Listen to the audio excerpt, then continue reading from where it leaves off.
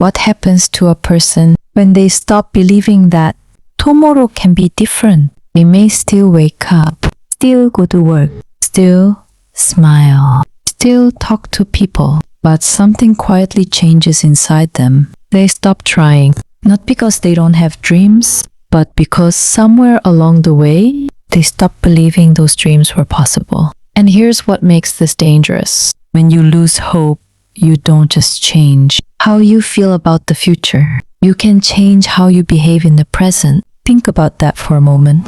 Maybe the problem isn't that your situation has no solution. It's that you've stopped believing there could be one. But why does hope have such power over us? And can hope actually be rebuilt? When hope disappears, imagine someone who has failed an important exam 3 times. At first, they study harder. Then they fail again. Eventually, something changes. They stop opening the books. They stop applying for opportunities. They stop asking for help. And when someone says, try again, they think, what's the point? This is where psychology gives us a surprising answer. Sometimes people don't stop taking action because they are incapable. They stop because they no longer expect their actions to make a difference. Psychologists have studied a related phenomenon called learned helplessness, when repeated experiences of lack of control can make people less likely to act, even when opportunities to change later become available. And this is why hope matters, because hope isn't simply a pleasant emotion. It can influence whether you continue pursuing a goal. When the outcome is uncertain, what hope actually does? Hope is future-oriented. When you have hope, your mind wouldn't see only the current problem. It asks, what else could happen?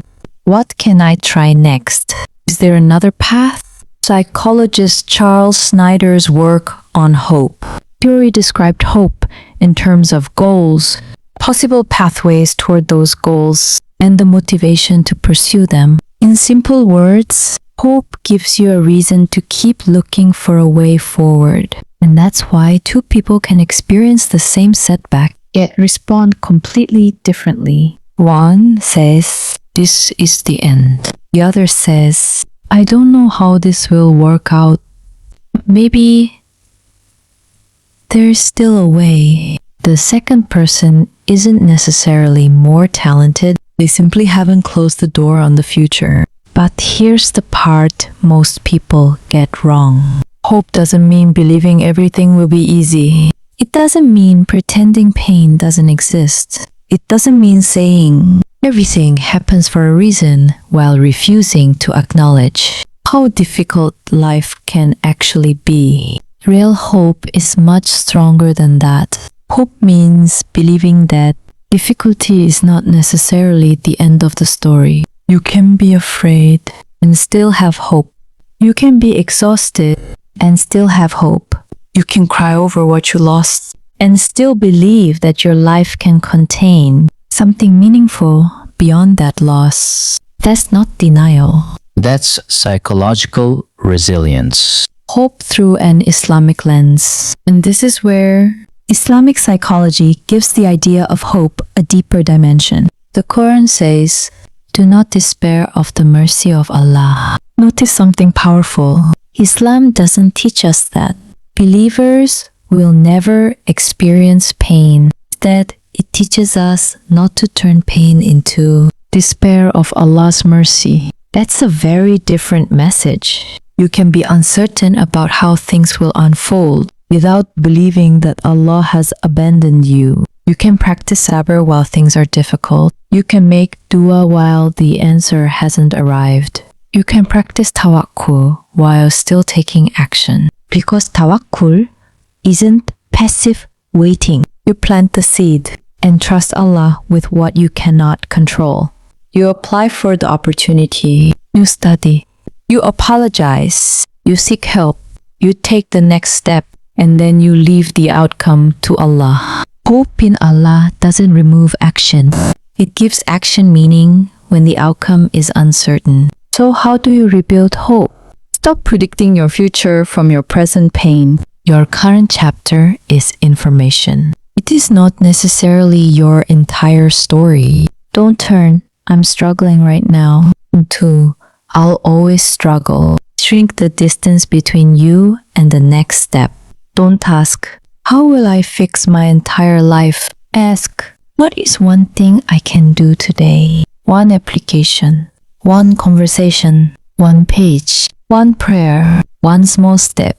Make dua and then move. Ask Allah for what you need, then take the means available to you. Prayer and effort don't have to compete.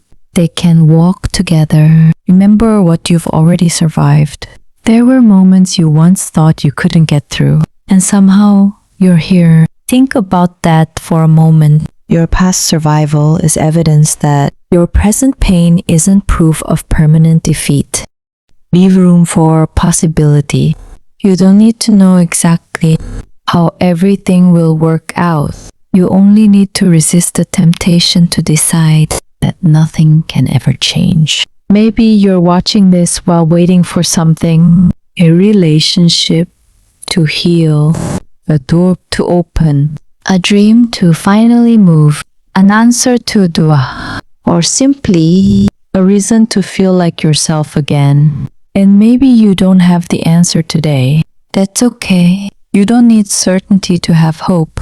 Sometimes faith begins exactly where certainty ends. So don't confuse a delayed answer with an abandoned future.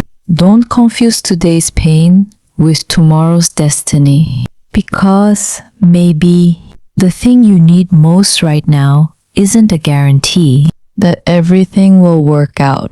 Maybe it's simply enough hope to take one more step, and perhaps that step is where the story begins to change. What are you still hoping Allah will change in your life? Write it in the comments. And if you want more conversations about Islamic psychology, emotional healing, mindset, and personal growth, subscribe my channel. Because sometimes healing begins when you believe that change is still possible.